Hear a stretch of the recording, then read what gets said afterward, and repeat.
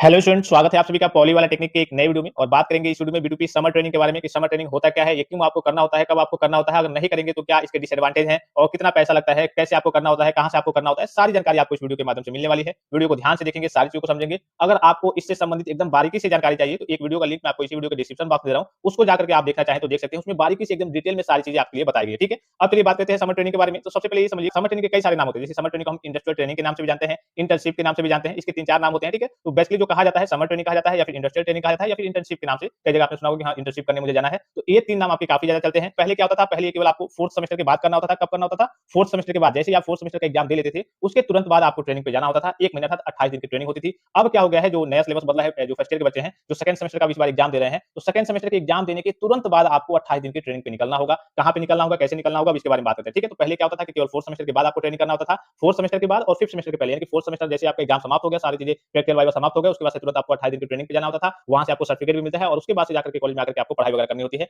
अब क्या हो गया है कि जैसे आप सेकंड सेमेस्टर का भी एग्जाम देते हैं, फर्स्ट ईयर के बच्चे जो हैं, सेकंड सेमेस्टर का एग्जाम का समाप्त होता है, तुरंत आपको 28 दिन की ट्रेनिंग पे निकलना होगा। उसके बाद से वहां से सर्टिफिकेट लेकर के आना होगा और फिर आपको अपने कॉलेज में आकर के पढ़ाई वगैरह करनी होगी। तो अब दो बार आपका समर ट्रेनिंग अर्थात इंडस्ट्रियल ट्रेनिंग होने वाला है। अब देखिए ये क्या होता है, ये समझिए कि ये होता है बेसिकली आप जिस भी ब्रांच से पढ़ाई करते हैं। जैसे कि आप मैकेनिकल से हैं, अब मान लीजिए आप सेकंड सेमेस्टर के स्टूडेंट हैं, तो आप अपने ब्रांच से संबंधित किसी कंपनी में जाइए जहां आपसे आपके ब्रांच से संबंधित कोई काम वगैरह होता है। ठीक है, वहां पे बस यही, वहां पे कुछ देखिए, कुछ सीखिए। जैसे मान लीजिए आप वहां पे गए, 1 महीना आप वहां पे रहे, बेसिकली बहुत ज्यादा आपको काम नहीं करना होता है, कुछ देखना होता है, कुछ सीखना होता है, समझना होता है, थोड़े बहुत काम करने होते हैं। थोड़ा आपको आइडिया मिल जाएगा कि जैसे आप मान लीजिए पास आउट होते हैं, जब आप जॉब वगैरह करने जाएंगे तो वहां पे आपके सामने कोई समस्या ना हो। भाई पता चले कि पहली बार गए, फाइनल ईयर पास आउट होकर के कंपनी में पैर कांपने लगे, पता नहीं कैसे कैसे है, क्या हो रहा है। तो जब पहले से आप कहेंगे वहां पे जाकर के इंटर्नशिप ट्रेनिंग वगैरह किए रहेंगे तो आपको बहुत ज्यादा वहां पे दुविधा नहीं होगी बाद में। तो बस बेसिकली आपका समर ट्रेनिंग इसलिए कराया जाता है कि आप जिस भी ब्रांच से कह लीजिए पॉलिटेक्निक कर रहे हैं, डिप्लोमा कर रहे हैं, उससे संबंधित आप किसी कंपनी में जाएं, 2-4 दिन अर्थात ऐसे करिए कि 28 दिन 1 महीना वहां पे रहे, कुछ देखे, कुछ सीखे कि हाँ आगे चल के आपके पास एक्सपीरियंस आ जाए, थोड़ा सा आपका कॉन्फिडेंस लेवल हाई हो जाए कि जैसे आप पास आउट होंगे तो हाँ आपको समझ में आएगा हम तो यहाँ पे गए थे, ऐसे नॉर्मली काम हो रहे थे, ऐसे हो रहा था, ऐसे ऐसे यहाँ पे कर्मचारी थे, ऐसे ऐसे यहाँ पे मशीनें थी। इन सारी चीजों के बारे में जानकारी प्राप्त करने के लिए बेसिकली आपका ये समर ट्रेनिंग कराया जाता है। समझ गए क्यों कराया जाता है? ठीक है,